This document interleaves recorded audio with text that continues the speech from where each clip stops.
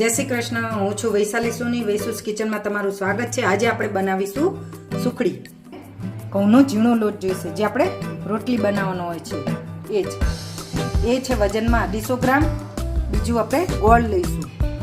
ગોળ છે આપણે 200 ગ્રામ, જે 1 વાટકી છે, ને ઘઉંનો ઝીણો લોટ 2 વાટકી છે. આપણે જે વાટકીનું માપ લઈએ એ એક સરખું લેવાનું, અને 1 વાટકી ઘી, અને વજનમાં 180 ગ્રામ. હવે આપણે આ 3 વસ્તુથી આજે સુખડી બનાવી દીધી છે. હવે આપણે એક કઢાઈમાં ઘી ગરમ કરીશું.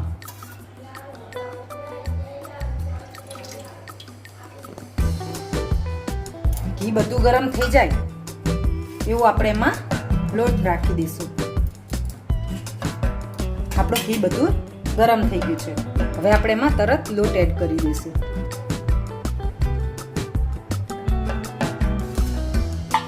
હવે આપણે એને મીડિયમ ટુ સ્લો ફ્લેમે આપણે એને શેકીશું થોડી વાર.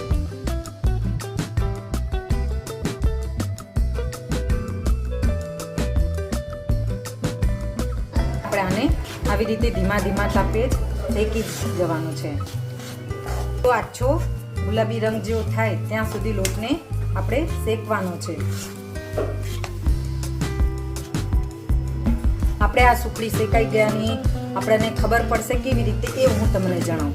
આની શેકાઈ ગયેલા લોટની આપણને સ્મેલ સરસ આવવા માંડે, એટલે પણ આપણને ખ્યાલ આવી જાય કે શેકાઈ ગયો છે. એનો કલર આછો પિંક થઈ જાય તો પણ એમ થાય કે સુખડી માટેનો લોટ રેડી થઈ ગયો છે.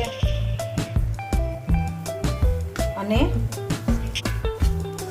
આ લોટ આપણે થોડો ફૂલી જાય અને હલકો થઈ જાય ત્યારે પણ આપણને ખ્યાલ આવી જાય કે આ સુખડી માટે આપણો લોટ તૈયાર થઈ ગયો છે. અને એ લોટ બધું ઘી સાઈડમાંથી થોડું થોડું છૂટવા માંડશે લોટ શેકાશે એટલે આપણને અંદાજ આવવા માંડે કે આ સુખડી માટેનો લોટ આપણો રેડી થઈ ગયો છે, શેકાઈ ગયો છે. અને થોડો જો પોચો પણ થઈ ગયો છે અને એનો કલર પણ ચેન્જ થઈ ગયો છે. આપણે છે ને ગેસ બંધ કરી દઈશું અને એમાં ગોળ એડ કરી દઈશું, એમાં નાખી દઈશું.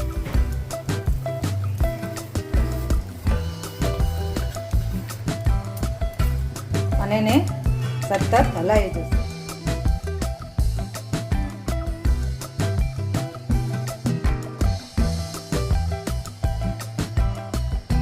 મિક્સ થઈ ગયો છે.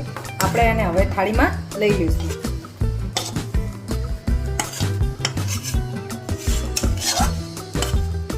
આની મદદથી આવી રીતે કરી દઈશું, પાથરી દઈશું એને. એ રીતે ગ્રીસ કરેલી વાટકીથી સરખું કરી દઈશું. હવે આપણી સુખડી રેડી છે, અને આપણે 2 મિનિટ ઠંડી થવા દઈશું અને એને આવી રીતે કાપા પાડી દઈશું. જો એકદમ રેડી છે.